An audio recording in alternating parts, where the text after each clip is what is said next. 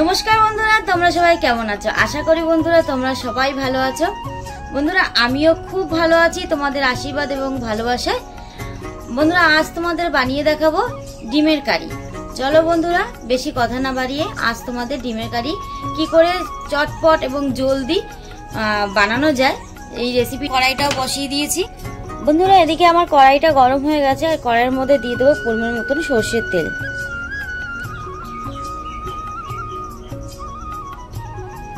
বন্ধুরা সর্ষের তেলটা আমি দিয়ে দিলাম। আর এই সর্ষের তেলের মধ্যে সামান্য পরিমাণে আমি একটু হলুদ দিয়ে দেবো বন্ধুরা, সামান্য পরিমাণে একটু লবণ। তারপরে আমি একে একে ডিমগুলো ছেড়ে দেবো। আর ডিমগুলো বন্ধুরা তোমরা হচ্ছে গিয়ে পাশ থেকে একটু চিড়ে নিয়ে, না হলে হচ্ছে ডিমগুলো ফেটে উঠতে পারে।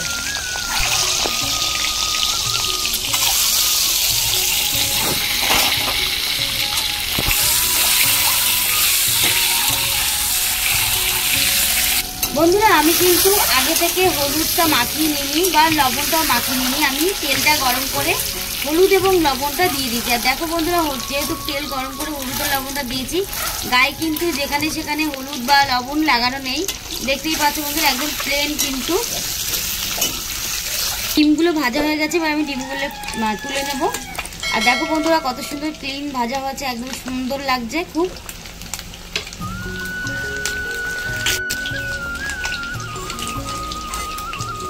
বন্ধুরা তেজপাতা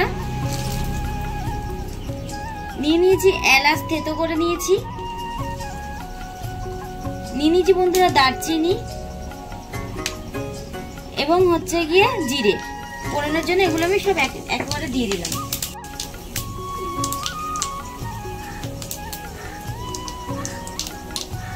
এরপর বন্ধুরা আমি আগে থেকে পেঁয়াজ কুচিয়ে রেখে দিয়েছি, সেই পেঁয়াজ কুচোটা এখন দিয়ে দেবো। বন্ধুরা পেঁয়াজটা ভাজছি, আর ভাজতে ভাজতে আমি এর মধ্যে একটু দিয়ে দেবো লবণ। লবণটা তোমরা স্বাদ মতনই দেবে। আর এই দেখো পেঁয়াজটা অনেকটাই মজে এসেছে। আমি এরপরে দিয়ে দেবো বন্ধুরা, আমি আগে আদা বেটে রেখেছিলাম আর হচ্ছে গিয়ে রসুন বেটে রেখেছিলাম। আদা রসুন বাটার পেস্টটা আমি এখন দিয়ে দেবো। আর তার সাথে আছে পেঁয়াজ অল্প করে। বন্ধুরা এই দেখো আমি সব মশলাগুলো দিয়ে, আমি গুঁড়ো মশলাগুলো দিইনি, এমনি পেঁয়াজ আদা রসুন পেস্টগুলো এগুলো দিয়ে আমি নর্মাল কষিয়ে নিলাম একটুখানি। এবার দিয়ে দেবো গুঁড়ো মশলাগুলো। আর গুঁড়ো মশলার জন্য নিয়ে নিয়েছি হলুদ গুঁড়ো, লঙ্কার গুঁড়ো, জিরের গুঁড়ো এবং ধনের গুঁড়ো, সব একই সাথে দিয়ে দেবো।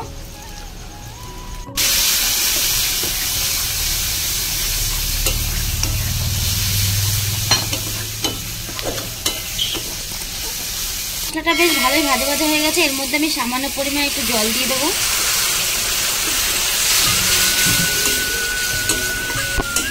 সামান্য পরিমাণে জল দিয়ে দিচ্ছি। আর এখন মশলাটাকে সেদ্ধ হওয়ার জন্য আমি একটু ঢাকনা দিয়ে ঢেকে দেবো 2 থেকে 3 মিনিটের জন্য। আমি মশলা সামান্য পরিমাণে জল দিয়ে ঢেকে রেখেছিলাম। এবার আমি ঢাকনাটা তুলে নেব। এই দেখো বন্ধুরা ঢাকনা দিয়ে ঢেকে দেওয়ার পরে দেখো কত সুন্দর একটা তেল ছেড়েছে গা থেকে, আর কত সুন্দর কারিটাও খুব সুন্দর লাগছে দেখতে। এবার আমি ভালো করে নাড়িয়ে দেব।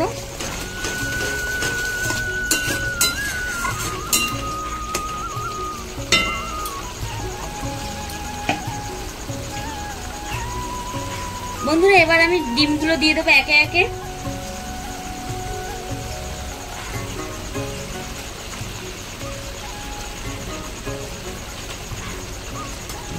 ডিমগুলো দিয়ে মশলার সাথে ভালো করে মাখিয়ে নেব। যেহেতু বন্ধুরা আমি কারি করছি, আর কারি করতে গেলে হচ্ছে গিয়ে বেশি ঝোল দরকার হয় না, আর মশলাটার পরিমাণটা একটু বেশি রাখতে হয়, যাতে এই ডিমের এই কারিটা তোমরা সব রকম ভাবে খেতে পারবে। যেমন রুটি দিয়ে খেতে পারবে, তারপরে হচ্ছে ভাত দিয়ে খেতে পারবে। তোমরা খালি নর্মাল যদি তোমরা কোনো কিছু নর্মালে রাখো সেখানেও খেতে পারবে ডিমের কারিটা।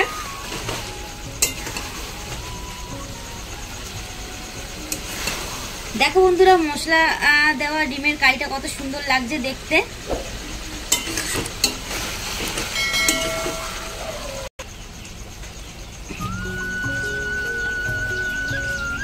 বন্ধুরা এবার আমি দিয়ে দেব গরম মশলা আর দিয়ে দেব সামান্য পরিমাণে চিনি। চিনিটায় তোমাদের বলেছি বন্ধুরা স্বাদ এবং স্বাদটা এবং কালারটা দুটোই ব্যালেন্স করে চিনিতে, তার ফলে কালারটাও যত সুন্দর আসবে এবং স্বাদটাও সেরকম সুন্দর হবে।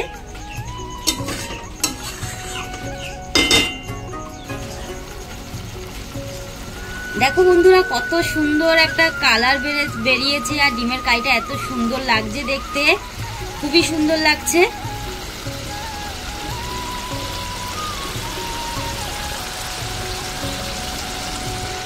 ডিমটা দিয়েছি আর ডিমটা দেওয়ার ফলে এবার একটু ঢাকনা দিয়ে ঢেকে দেবো। ঢাকনা দিয়ে ঢেকে দেবো 1 থেকে 2 মিনিটের মতো।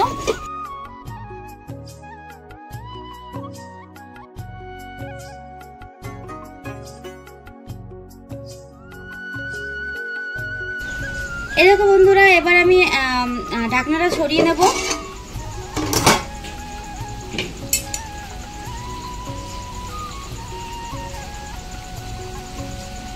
দেখো বন্ধুরা কত সুন্দর কালার এসেছে। এবার আমি ডিমের কারিটা নামিয়ে নেব।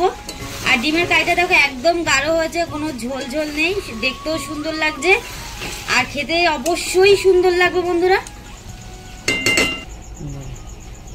এই দেখো বন্ধুরা কত সুন্দর হয়েছে ডিমের কারিটা আর এত সুন্দর। দেখো বন্ধুরা পাশ থেকে একদম তেল ছেড়ে দিয়েছে আর এত সুন্দর কষা কষা হয়েছে, তোমাদের কিভাবে বলবো, বলে বুঝাবো বলতে পারছি না, খুবই সুন্দর হয়েছে। বন্ধুরা তোমাদের ডিমের কারিটা কেমন লাগলো? আর তোমাদের যদি ডিমের কারিটা রেসিপিটা তোমাদের ভালো লেগে থাকে তো লাইক কমেন্ট শেয়ার করে দিও আর পাশের বেল আইকনটি টিপে দিয়ে আমার সাথে থেকো বন্ধুরা। আর যে সকল বন্ধুরা আমার নতুন নতুন বন্ধু যারা লাইক কমেন্ট করছো তাদের অসংখ্য অসংখ্য ধন্যবাদ এবং পুরনো বন্ধুদেরও অসংখ্য অসংখ্য ধন্যবাদ। তোমরা এরকম ভাবে আমার পাশে থেকো। আজকের মতো বন্ধুরা এইটুকু।